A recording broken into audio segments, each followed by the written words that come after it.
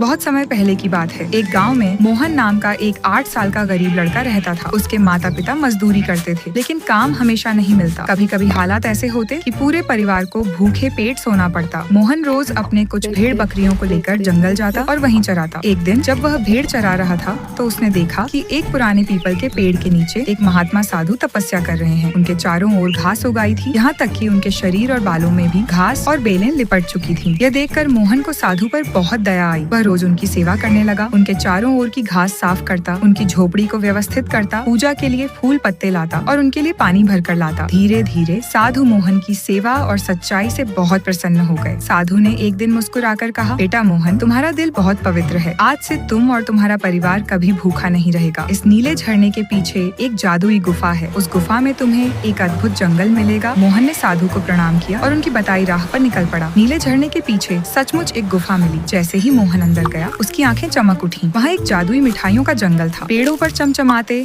लड्डू और पेड़े, झाड़ियों में रसगुल्ले और गुलाब जामुन, बेलों पर लटकते हुए जलेबी और मालपुए और घास में खिले हुए कचौरी और समोसे। सारा जंगल मीठी खुशबू से भरा हुआ था। मोहन ने पहले पेट भरकर खाया और फिर कुछ मिठाइयाँ थैले में भरकर घर ले आया। घर वाले इतने स्वादिष्ट पकवान देखकर खुशी से झूम उठे। अब जब भी मोहन को भूख लगती या घर में खाने की कमी होती, वह उस गुफा से मिठाइयाँ और पकवान ले आता। धीरे धीरे उसने सिर्फ अपने परिवार ही नहीं बल्कि पूरे गांव के गरीब और भूखे लोगों को भी खिलाना शुरू कर दिया। गांव में सब कहते, मोहन सच में भगवान का दिया हुआ वरदान है।